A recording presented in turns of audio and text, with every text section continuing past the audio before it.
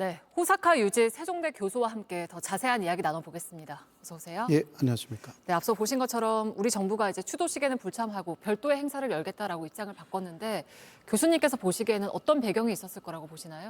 역시 그쪽에서 참여하는 외무 총무관이라고 합니다.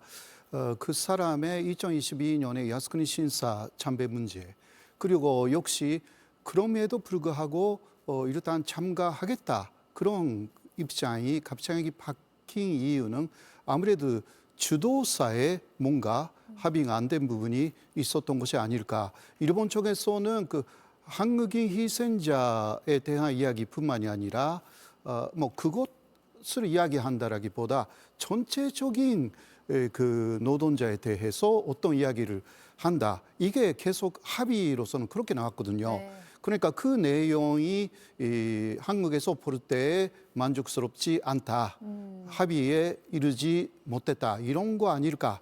아직은 추측인데요. 네. 내일 더 확실하게 알 수가 있습니다. 네, 내일 한번 지켜봐야겠네요.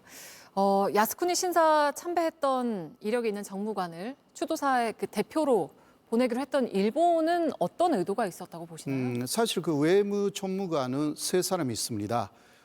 그리고 이번에 참여하게 된 이쿠이나 아키코라는 사람은 일본 내에서도 엄청나게 비판을 받은 사람입니다. 네. 실력이 없다라는 내용으로 요새도 상당히 비판을 받고 있었는데 그것을 아마도 만회하기 위한 그러한 내용이 아닐까. 왜냐하면 이시바 촌리가 나서서 인사를 한 사람이기도 하고 그리고 또 아베파입니다. 요새 아베파가 내부적으로 이시바 촌리를 상당히 비판하고 있기 때문에 아베파에 대한 유화적인 제스처를 보이기 위해서라도 그 아베파에 지금 문제가 되고 있는 사람을 오히려 이러한 주도식에 참여시켜서 더 화려하게 데뷔를 시킨다.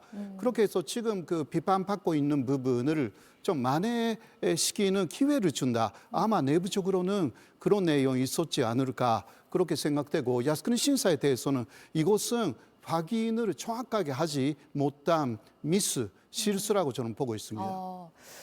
니가타현 지사 같은 경우에는 사도 광산이 세계 문화유산이 됐다는 거를 보고하는 자리다 이런 이야기도 했는데 그러면 애초에 노동자들을 추모하는 마음은 없었다고 봐야 할까요? 그 부분은 어떻게 이야기를 하지 않았는지 이것도 내일 전체가 드러나는데요. 일본은 전에 근함도 문제도 그렇고요. 처음 한 이야기를 나중에 번복하는 사례가 있었습니다. 네. 사실상 그것을 눈 감아주고 한국 정부가 이번에 호의적으로 사도관산 세계 유산 등재에 사실 찬성을 한 거 아닙니까? 이거 찬성하지 않아도 되는 문제였다고 합니다. 일본 안에서도 이번에는 어렵다.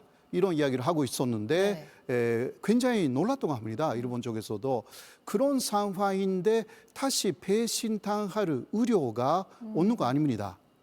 그래서 일본은 합의한 대로라고 하지만 일본이 합의한 내용을 일본 나름대로 해석하고 또 하기 때문에 그것이 어떤 수준인지 그 수위를 항상 좀 지켜봐야 하는 문제이고요. 이번에는 좀 사실 큰 문제, 외교적인 큰 문제가 아닐까 그렇게 말씀드릴 수밖에 없습니다. 네, 앞서 이제 박진 전 외교부 장관이 한일 관계를 물컵에 비유를 하면서 남은 물컵의 반 정도 분량은 일본이 채울 거다라고 이야기를 했는데 사실은 좀 정반대의 상황으로 가는 모습이거든요. 일본은 그 반컵을 채울 마음이 아예 없다고 봐야 할까요? 예를 들면 이시바 촌이라든가 이런 개인적인 성향을 보면 나머지를 채울 생각이 있는 사람입니다.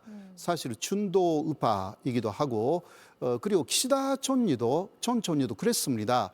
그러나 전체적인 자민당의 분위기가 아직도 극우 쪽에 강한 이야기를 하는 사람들이 있다. 그리고 국민들의 그러한 분위기도 있기 때문에 마음대로 할 수 없는 상황이 계속 자민당 정권이면 그렇게 갈 것이 아닌가 그러한 우려를 말씀드릴 수밖에 없습니다. 네, 알겠습니다. 아무튼 내일 추도시까지 한번 지켜봐야 할 것 같습니다. 네. 호사카 유지 교수와 함께했습니다. 고맙습니다.